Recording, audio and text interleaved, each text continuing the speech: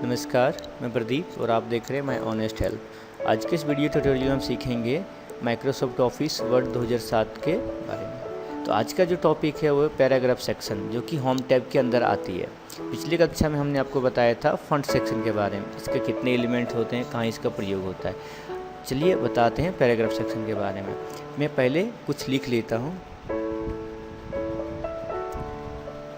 Paragraph section में सबसे पहला जो इम्पोर्टेंट चीज़ होता है वो अलाइनमेंट होता है। अलाइनमेंट कहने का मतलब हुआ जो आप लिखे हो इसको किस साइड में रखना चाहते हैं, दाएं तरफ रखना चाहते हैं या बाएं तरफ रखना चाहते हैं या फिर सेंटर में रखना चाहते हैं। तो बाय डिफ़ॉल्ट जो माइक्रोसॉफ्ट वर्ड 2007 में होती है वो बाय डिफ़ॉल्ट लेफ़्ट अलाइनमेंट होता है। आप गौर कर रहे होंगे, ये जो लिख रहा है वो बाईं ओर से लिखना शुरू किया है और दाईं ओर जा रही है, इसे बोलते हैं लेफ़्ट अलाइनमेंट। इसको आप आसानी से देख सकते हैं। पैराग्राफ सेक्शन में जाइएगा, ये जो हाईलाइटेड है आपको दिख रहा होगा थोड़ा येलो कलर का, इस पे अपना कर्सर को टच कीजिए। यहाँ पे लिख रहा है अलाइन टेक्स्ट लेफ्ट, इसका शॉर्टकट भी है Ctrl+L। अगर आप पूरा सेक्शन को अलाइन करना चाहते हैं राइट में, तो आपको कंट्रोल के साथ साथ L प्रेस करना है, वो लेफ्ट में चला जाएगा।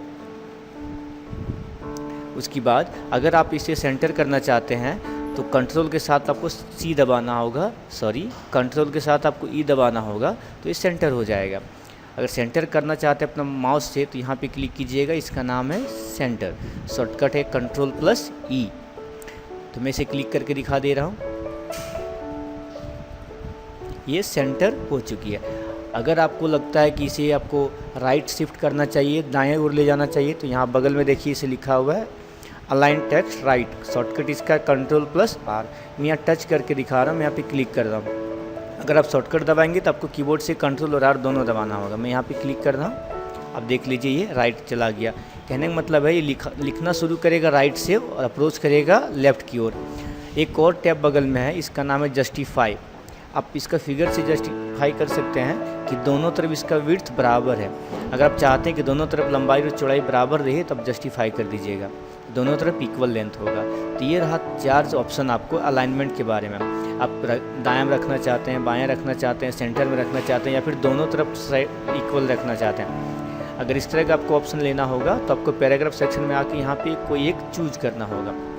अब बात कर लेते हैं हम बुलेट्स के बारे में। बुलेट्स कहने का मतलब हुआ कभी आप लिखते हैं पैराग्राफ में तो आपको कुछ नंबरिंग करना पड़ता है, तो कभी कभी आप सिंबल यूज़ कर लेते हैं। सपोज ये नीचे मैंने जो 4 लाइन लिखा हुआ है, मैं चाहता हूँ कि इसके पहले कोई ना कोई बुलेट आ जाए, तो मैं यहाँ पे कर्सर रखूँगा और यहाँ पे ये ऊपर दिख रहा है आपको, देखिए इसमें लिखा हुआ बुलेट्स। इस एरो पे क्लिक कीजिएगा तो आपको और सारा ऑप्शन मिल जाएंगे। इस तरह के बुलेट्स ले सकते हैं। जैसे जैसे मैं आगे बढ़ रहा हूँ आप देख सकते हैं पैराग्राफ में उसका साइज़ दिख रहा है, यहाँ पे देखिएगा आ जाएगा। अगर ये लेना होगा तो आपको इस पर क्लिक कर दीजिएगा। मैं यहाँ पे इस बुलेट मार्क को ले रहा हूँ, क्लिक कर दिया, आ गया। उसके बाद इस लाइन के अंत में जाके आपको इंटर दबाना है, बस जितना बुलेट आपको चाहिए उतना बुलेट आता जाएगा। इस तरीके से आप बुलेट्स को ले सकते हैं। अगर आपको कोई दूसरा बुलेट लेना हो इस लाइन में तो यहाँ पे क्लिक कीजिएगा। यहाँ पे मैं दूसरा बुलेट ले लेता हूँ टिक मार्क्स का, तो ये टिक मार्क्स हो गया। अगर आपको नंबरिंग का चाहिए तो उसका जस्ट बगल में नंबरिंग का बुलेट्स है, यहाँ पे देखिए इसका बाय डिफ़ॉल्ट नेम आ रहा है नंबरिंग। इस एरो पे क्लिक कीजिएगा तो आपको बहुत सारे ऑप्शन मिल जाएंगे। जिस तरह का आपको नंबरिंग का लेना हो वो ले सकते हैं आप। रोमन है, अल्फ़ाबेट है, कैपिटल, स्मॉल, जो आपको पसंद है ले सकते हैं। मैं यहाँ पे रोमन ले रहा हूँ, मैंने रोमन ले लिया। उसके बाद जिससे आप इंटर करेंगे वो ऑटोमेटिक सेकंड, थर्ड, फोर्थ इस तरह से इंक्रीमेंट होता जाता है, बढ़ते जाता है, आपको उसकी चिंता करनी। बट अगर प्रॉब्लम ये आती है कि आपको नहीं लेना है, इसे मैंने 2 तक ले लिया, इसके बाद ऑटोमेटिक ये इंक्रीज होकर 3 हो गया। अब चाहता हूँ कि इसके बाद मेरा नंबर नहीं आए, तो आपको इसको कैंसिल करने के लिए बैक स्पेस एक बार दबाना है। कीबोर्ड में लिखा होगा बैक स्पेस, एक बार दबा दिए, उसके बाद इंटर कीजिए। अब ये आना बंद हो गया, इसका मतलब हुआ अब ये जो बुलेट था, नंबरिंग था, वो सारा बंद हो गया। आप एज इट इज इसे लिख सकते हैं।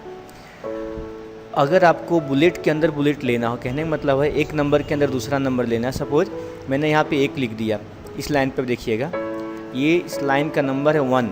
मैं चाहता हूँ कि यहाँ जैसे इंटर करूँ उसके बाद ये आ जाए, जो कि यहाँ नहीं आ रहा, अभी 2 आ गया। उसको लेने के लिए आपको मल्टीपल लेवल जाना होगा। देख लीजिए यहाँ पे लिखा है मल्टी लेवल लिस्ट, इस पर क्लिक कीजिएगा, आपको जो चाहिए वो ले लीजिए। ये वाला चाहिए, मैंने ले लिया। एक के अंदर एक आ गया। अब यहाँ पे जो लिख रहा हूँ उस तरह से सेकंड आएगा, फिर थर्ड आएगा। अगर इस तरह से आपको कोई नंबरिंग करना होगा तो मल्टीपल लेवल जाके सेलेक्ट करना होगा तो वो एक्टिव हो जाएगा। और फिर यहाँ अगर आपको कैंसिल करना होगा तो वही तरीका अपनाएंगे, बैक स्पेस एक बार दबाएंगे, हट गया। अब इंटर कीजिए, ये बुलेट नहीं आएगा। तो बुलेट से नंबरिंग से जिस तरह का आपको रिक्वायरमेंट होगा, ज़रूरत होगा, आप इसका प्रयोग यहाँ से कर सकते हैं। अब बात कर लेते हैं इंडेंट की। इस जगह पे आके देखेंगे तो इसका ऑप्शन होगा इंडेंट का। इसका मतलब है डिक्रीज इंडेंट। इंडेंट कहे जाता है चौथाई को।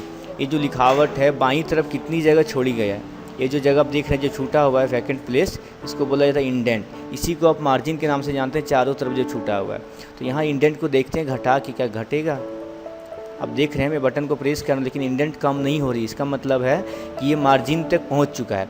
मार्जिन से ज़्यादा इंडेंट नहीं हो सकती है, बट मैं इंडेंट को बढ़ा सकता हूँ। कहने का मतलब है जो लिखा हुआ है बाएं तरफ इसको और दायां में ले जा सकता हूँ। तो हमको इंक्रीज करना पड़ेगा इंडेंट को, तो मैं इंडेंट पे इंक्रीज कर रहा हूँ। इस जगह पे क्लिक कर रहा हूँ, देखिए आगे बढ़ रहा है।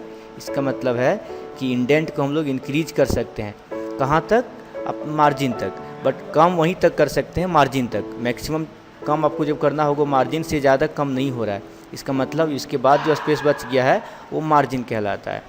तो आप इंक्रीज कर सकते हैं इंडेंट को, डिक्रीज कर सकते हैं। दो ऑप्शन आपको यहाँ मिलता है। उसके बाद बात कर लेते हैं हम लोग इस जगह पे। आप देख सकते हैं इसका नाम है सॉर्ट। सॉर्ट कहने से मतलब आपको पता चल गया हो कि सॉर्टिंग करता है, अरेंज करता है। ये तो बढ़ते क्रम है तो घटते क्रम है, दो तरह से सॉर्टिंग करता है। यहाँ पे एक नंबर के साथ कर सकता है, ये लेटर के साथ कर सकता है। अभी जो भी पैराग्राफ लिखा हुआ है इसमें सारा ज़्यादातर जो है वर्ड है, लेटर है। तो आप ये बोलेंगे सॉर्ट करेगा बढ़ते क्रम में, घटते क्रम में। जी हाँ, वर्ड को बढ़ते क्रम या घटते क्रम में हम लोग सजा सकते हैं, उसको इंक्रीज और डिक्रीज ऑर्डर बोलते हैं।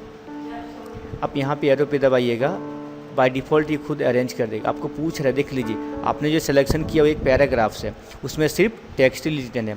अब यहाँ पे ऑर्डर बोला जा रहा है कि असेंडिंग ऑर्डर में आप करना चाहते हैं या डिसेंडिंग ऑर्डर में करना है। असेंडिंग ऑर्डर में करना चाहेंगे तो सबसे छोटा जो वैल्यू होगा पहले रखा जाएगा, उसके बाद उसका बड़ा और लास्ट में सबसे बड़ा रखा जाएगा। तो मैं पहले आपको करके दिखाता हूँ असेंडिंग ऑर्डर। कुछ नहीं करना, सिंपल ओके प्रेस कर देना है।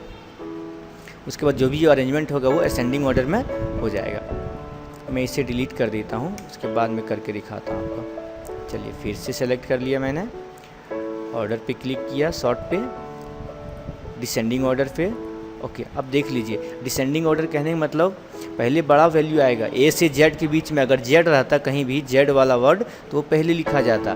क्योंकि यहाँ लास्ट वाला वर्ड है टी, टी से नीचे नहीं गया। टी के बाद जो आता है भी, भी देख सकेंगे आप कहीं भी से स्टार्ट वर्ड नहीं है।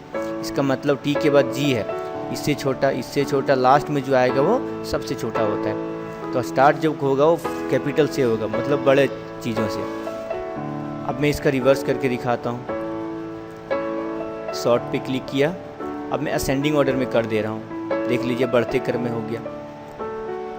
अगर नंबर रहता, मैं नंबर एंट्री करके दिखाता हूँ आपको, और इसको अरेंज करके दिखाऊंगा बढ़ते क्रम में और घटते क्रम में। मैं इन लोगों को सेलेक्ट कर लेता हूँ। अब मुझे इसको अरेंज करना है बढ़ते क्रम में। यहाँ पे गया, देखिए ऑटोमेटिक डिटेक्ट कर लिया नंबर। आपको बताना नहीं पड़ेगा कि आपने सेलेक्ट क्या किया है। आपको किस तरह से सजाना है, बढ़ते क्रम या घटते क्रम में। बढ़ते क्रम को बोला जाता है असेंडिंग ऑर्डर, घटते क्रम को डिसेंडिंग ऑर्डर। तो मैं यहाँ बढ़ते क्रम में सजा रहा हूँ। ओके प्रेस किया। अब आप देख लीजिए सबसे छोटा वैल्यू फर्स्ट में आया, इससे बड़ा सेकंड में, और सबसे बड़ा वैल्यू लास्ट में आ गया। तो एकदम सही से सजा दिया। अगर आपको इसे घटते क्रम में सजाना है तो सबसे पहले आपको सेलेक्ट करना होगा और सॉर्ट में जाइए, और यहाँ पे डिसेंडिंग ऑर्डर में सेलेक्ट करके ओके प्रेस कर दिए। देख लीजिए जो सबसे बड़ा वैल्यू है सबसे ऊपर चला गया, सबसे छोटा वैल्यू सबसे नीचे आ गया। इस तरीके से आप असेंडिंग ऑर्डर और डिसेंडिंग ऑर्डर का यूज कर सकते हैं। वो आपको मिल जाएगा पैराग्राफ सेक्शन में, जो कि होम टैब के अंदर में आती है। अब मैं बात कर लेता हूँ लाइन स्पेस की। फर्स्ट पैराग्राफ आप देख सकते हैं, दो लाइन के बीच में ज़्यादा स्पेस नहीं दिया गया। अगर आप चाहते हैं कि बहुत ज़्यादा स्पेस दे दें तो आप दे सकते हैं, उसका जगह यहाँ पे है। ये जो दो एरो दिख रहे हैं, एक अप में एक डाउन में, दोनों दिख रहा है, इसका नाम है लाइन स्पेसिंग। इस स्मॉल एरो पे आप क्लिक कीजिएगा, आपको ऑप्शन मिलेगा। अब जितना स्पेस देना चाहते हैं पॉइंट में दे सकते हैं। मैं अभी दे रहा हूँ 1.15। अब देख सकते हैं, गौर किए होंगे थोड़ा सा स्पेस बढ़ गया है। मैं और थोड़ा स्पेस बढ़ा के दिखाता हूँ आपको। अब मैं सेलेक्ट कर दे रहा हूँ 2। अब जो हाईलाइटेड वर्ड उसको देखिएगा, देखिए सेंटेंस के बीच में जो लाइन है वो स्पेस बढ़ गया है। अगर अपने अनुसार से आप इसका स्पेस को घटा सकते हैं और बढ़ा सकते हैं। मैं 1 पे कर दे रहा हूँ, ये ओरिजिनल चला गया। तो अगर लाइन को घटाना बढ़ाना होगा तो लाइन स्पेसिंग है। अब मैं बात कर लेता हूँ, लाइन स्पेसिंग की। फर्स्ट पैराग्राफ आप देख सकते हैं, दो लाइन के बीच में ज़्यादा स्पेस नहीं दिया गया। अगर आप चाहते हैं कि बहुत ज़्यादा स्पेस दे दें तो आप दे सकते हैं, उसका जगह यहाँ पे है। ये जो दो एरो दिख रहे हैं, एक अप में एक डाउन में, दोनों दिख रहा है, इसका नाम है लाइन स्पेसिंग। अब मैं बात कर लेता हूँ शेडिंग की। अगर कोई पैराग्राफ के पीछे आपको कुछ शेडिंग देना है तो पहले पैराग्राफ को सेलेक्ट कर लीजिएगा और इस जो देखें बकेट जैसा टूल दिख रहा है आपको, इस पर क्लिक कीजिएगा, इसका नाम शेडिंग है।